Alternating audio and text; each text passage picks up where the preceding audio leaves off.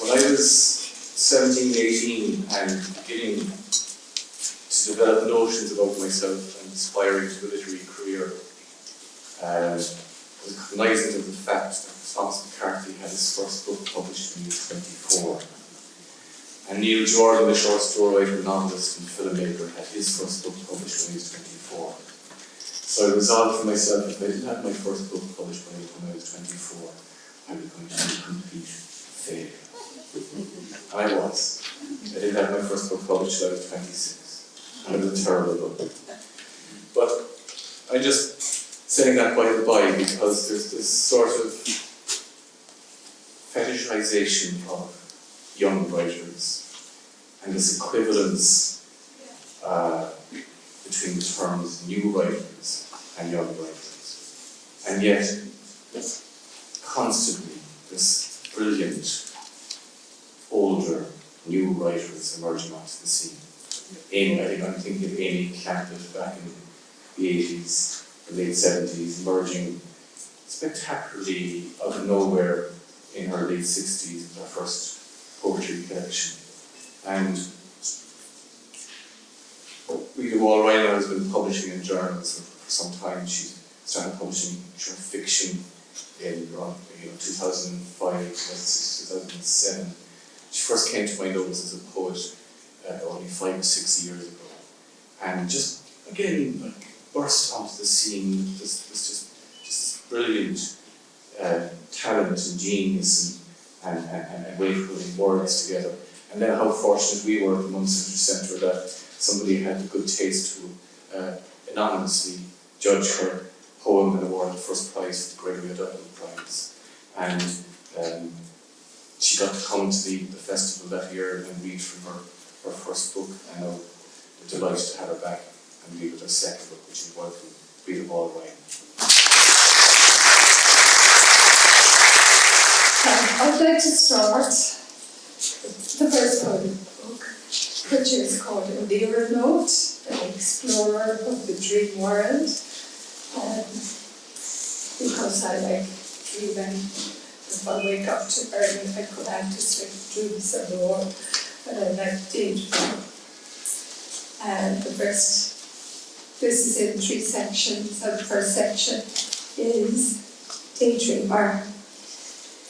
Explorer of the dream world, sit motionless, consider the sky.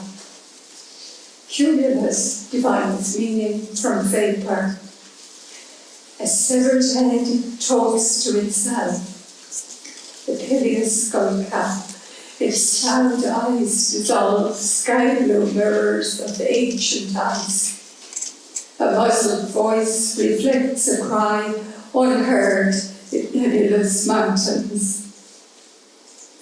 Free float upside down through wispy altostratus. Spill the truths you tell to keep the dangerous parts concealed. Dreamer, nothing is lost. The psychic stratosphere unclouds the picture map, vivid as driftwood's mineral flame. Lucid. She commands the dream, goes gill-breathing under a transparent sea, cuts free from stickman and ancestor tree, pushes the weight of her mind through her palm, fear through a worry stone. Dream shows her fly agaric visions, translucent as water and fire. This language exists only in translation. The deeper she goes, the harder it is to come ashore. Find another written one, cloudy as milk. Subliminal. The crow's split tongue speaks her language. Free thoughts to a chestnut's high-fingered applause. She unweaves rainbows, colours her personal palette. She paints nothing in all its complexity, the sixth shade. All she knows is never where. Half-dream memory in the seven-span spectrum, a story written in milk on a gauze lid.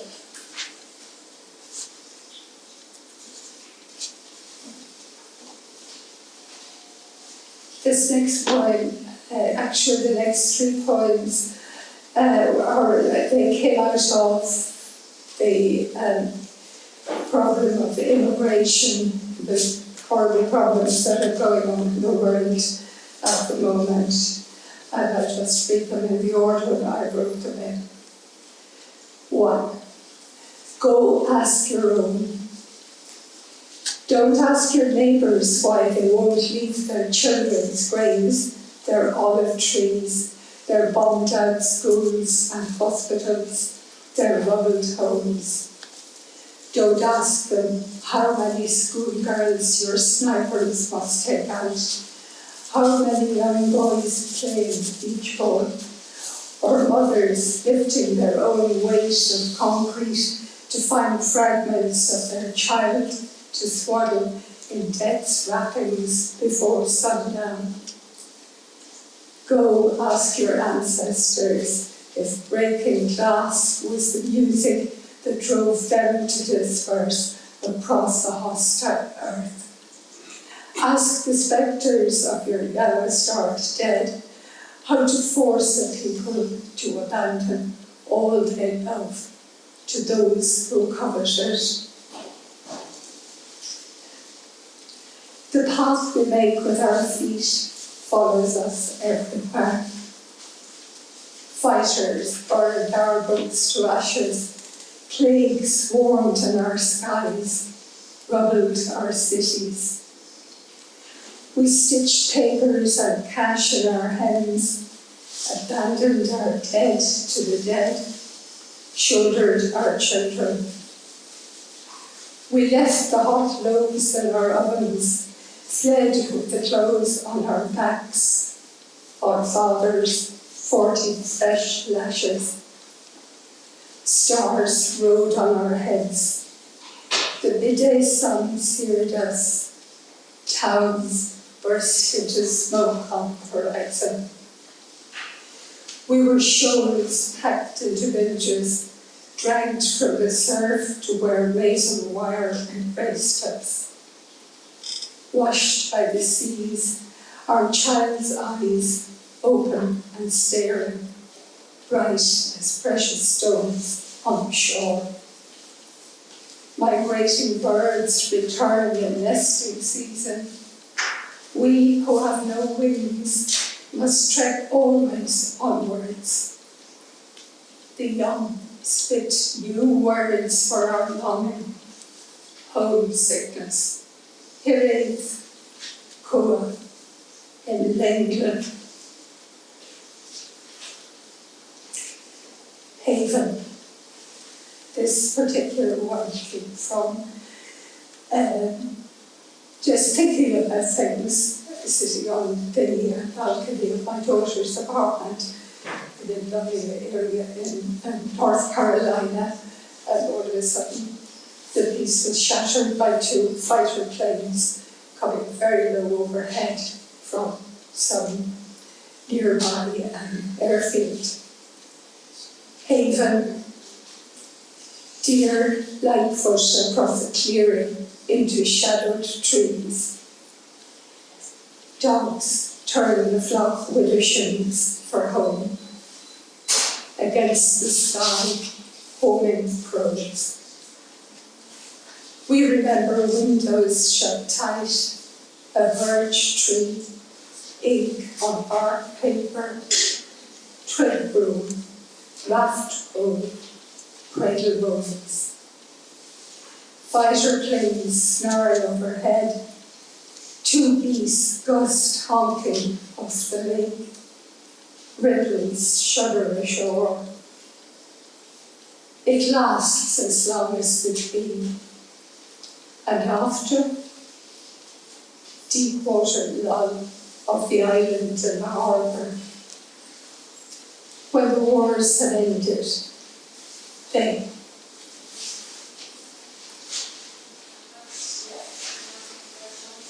I was also in the article when this playing this next poem worked its way into my notebook. I was at a place called Jamaica Plain outside Boston, and I would have considered myself to be very, non-racial, non-racist, but something happened that opened my eyes to some of my flaws. Epiphany at Jamaica Plain.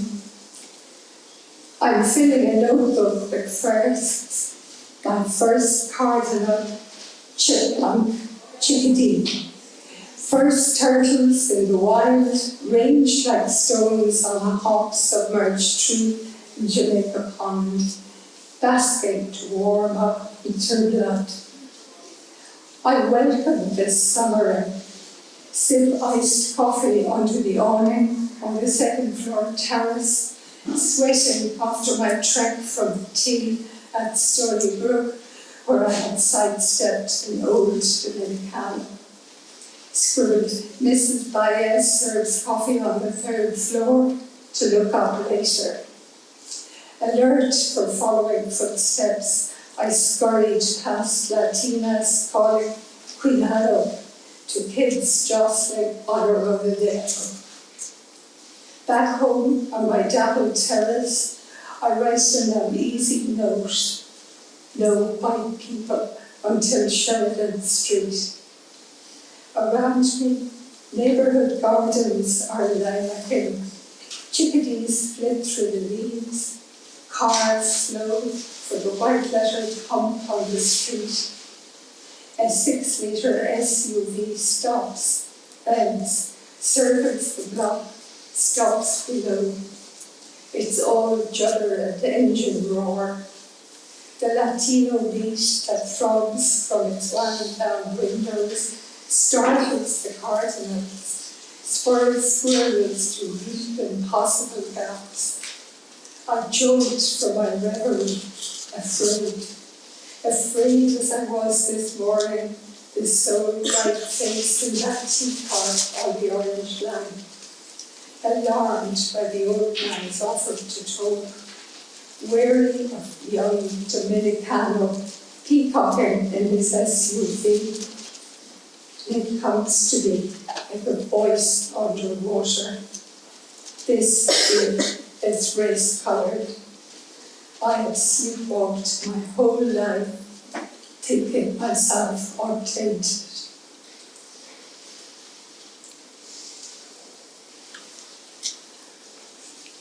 The next poem is the title poem from a collection, and it comes out of all the names and labels we put on girls and women, so they're not very understanding, very nice.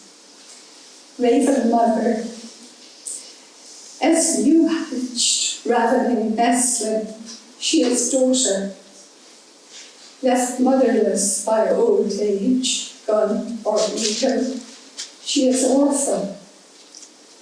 When she mates for life, she is spouse, partner, pro-wife. She struts her chicks, proud mother, is gial shall viag though fagliarcha fame. Nudged over the edge, her nestlings pledge, and leave her net nester. If her crowbait dies, she's widow, feathered in her best black. She smashes unviable eggs, becomes either mother courage or monster. One who abandons her brood is raven mother, unforgiven. But the raven whose chick dies twice. We have no word to give her. That shanacle in the middle translates as to the raven, her own chick is booted. or I suppose the name short hair mother could love it.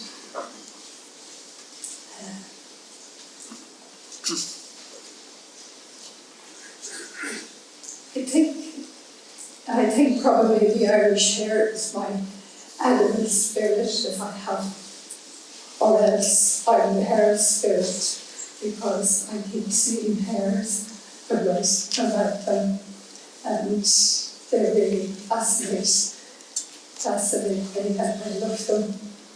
So here is a poem that I made from all I know about the hare. Irish hare, an aspect, Libus timidus emergicus.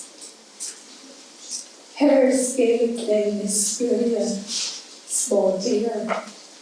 She has also raced the wind, cow with leather horns, cattle with woods, Belanger span. 5 sheep eat the grazing of a cow. 5 geese eat the grazing of a sheep. 5 geese or 5 hares. Therefore, one enemy is the farmer. Another is the coursing hound. Hook says, first catch your hare, it takes on common. Frost moon, when hare on the moon chinks over fields, leaves the mountain, she leaves the dogs heaving on her last legs. Hare knows what she has not seen. Her skinned flesh seethed in her own dark blood. The hare gate and the snare are the width of hare's whiskers. Hare's whiskers measure both freedom and death. Even in the whitest winter, hare keeps her summer pet. Her fur makes a warm lining for cradle or priest's love. She sleeps with her face in the wind fingers in her ribs. Hare's young lie long hours alone in the spring, learning stillness. Saint Melangel is our patron. Whether Hare believes this or is no matter, Melangel believes in Hare. Hare stays under cover of darkness, leaves only close-cropped grass, a trace of her health in dew. High summer nights do not hold enough darkness for Hare's secret ways. Drawn into daylight, she steals feastings from fresh-carved goose teeth. Hare is a witch. If, when held under water, she drowns, she is a witch. If she buries her face in her captor's oxter and picks her way free, she is a witch. A mother, startled by Hare, may birth a hare-lipped child. There is no charm against hare-lip.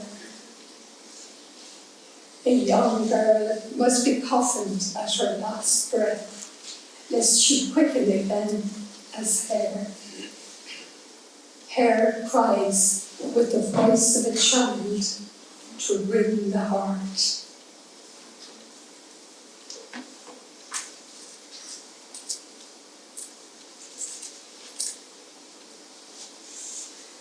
The next 2 poets are inspired by the experience of being in a hospital surrounded by technology. First one is cardioversion. That's a procedure where they shock your heart to beat at a rhythm. It's called a 1 beat. Cardioversion. The shipwright marks the pattern babes make on your uncommon chart. It shows a jagged coast, your leaky trawler tossed between peaks and troughs, a rolling blip on the storm green sea screen. Numbers dance hornpipes, unreliable signals from a mad Valentine. The timing's off, the engine's missing beats. A drowning sea climbs your bills past the gunwales. In a quiet interval, the shipwright's instrument scribbles erratic zigzags on a printout. 8 for the 7th wave, to sweep you out beyond the lighthouse, flashing its short alphabet, P, Q, R, S, T. You too can be seaworthy. The impetus of the heart is not love, but electricity.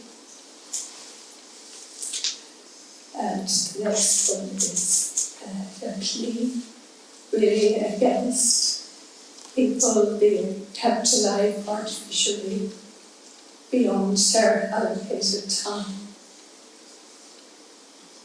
Let death not come. Let death not come in a white room under harsh lights, where antiseptic masks decay, where strange fists pound a lifeless chest, crack brittle ribs. Let death not come. Let it not come in a curtained space where machines gasp air into failed lungs and paddles jolt the stored heart. Let medicine not cage a human shell in bed rails, or add cruel hours to a spent life, where technology whirs and bleeps and beats the dying heart. Let death not come. Let death come at dusk where the eaves sing, embers settle, white smoke threads the sky, rooks flock to their evening roost. Let death come light as breath, when walls flicker with shadow from a veiled lamp, where children come and go in drifts of sleep, where weary bones rest in their own bed, in a room familiar as lifelines in a papery hand. When its time comes, let the flame flutter out. Let death come then.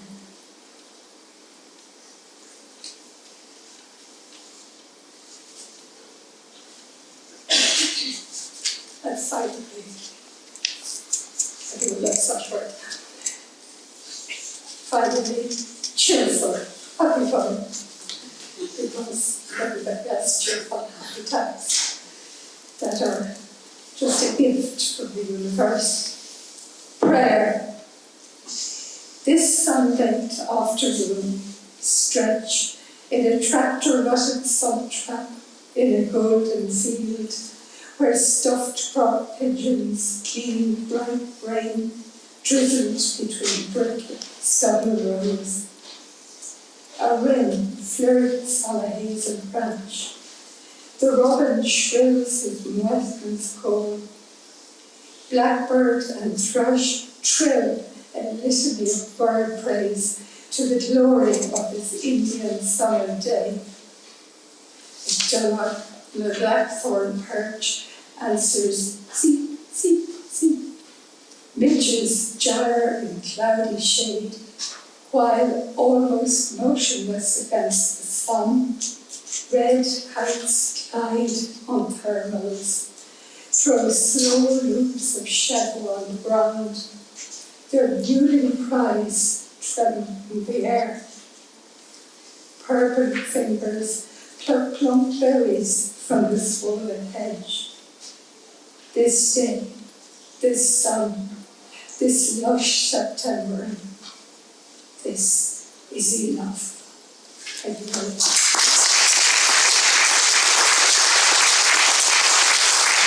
There's no such thing as an overnight success. It's only the overnight revelation of success. Most so-called overnight successes, preceded by years of quiet work and assiduous application. So, how many years have you been writing, and when did you first decide you were seriously going to apply yourself being a writer?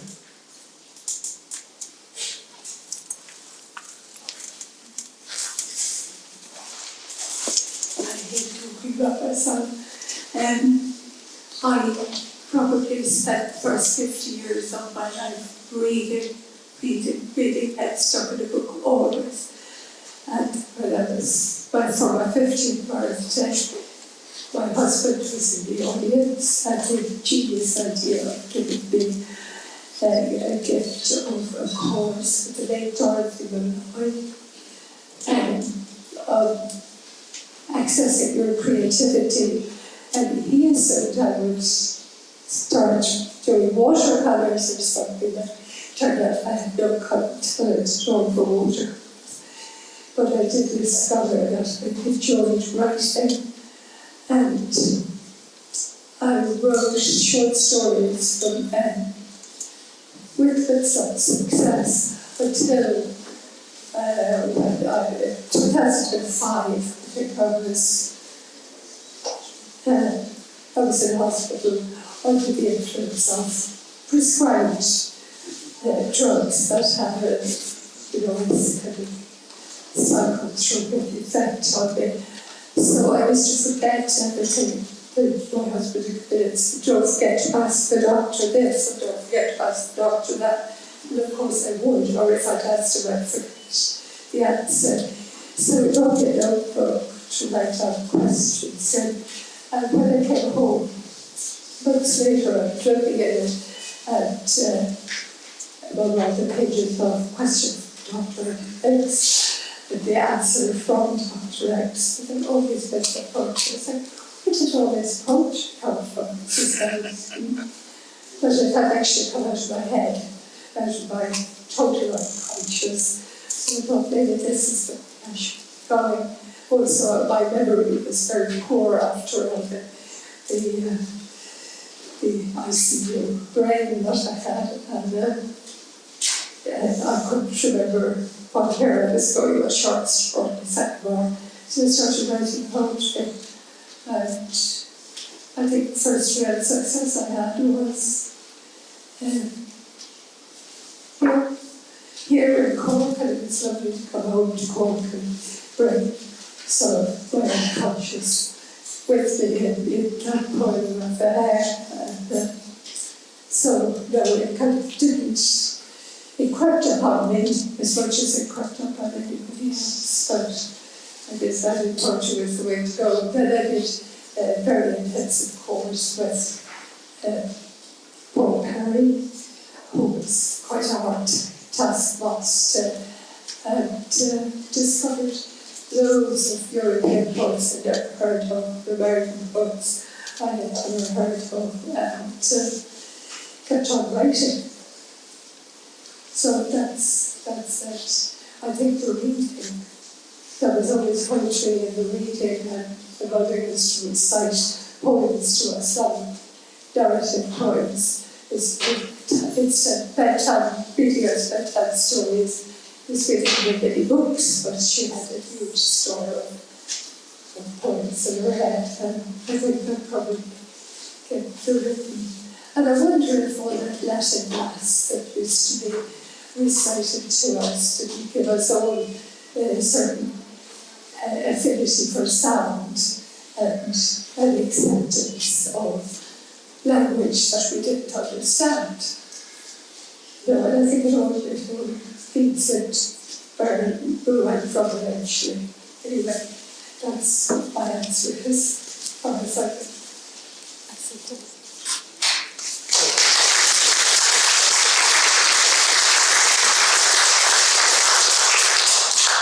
Well, of course, you might generously say that you had to come to Cork to achieve success. It certainly wasn't a fluke, because you also went on to win the Dermot Healy Poetry Award, the Over the Edge New Writer of the Year, Drummond Poetry Prize, the area poetry prize and so. But we're flattered and we yeah, it's nice to hear God is good as I was saying, and to come to Cork to achieve success. That's the kind of flattery that Cork people love.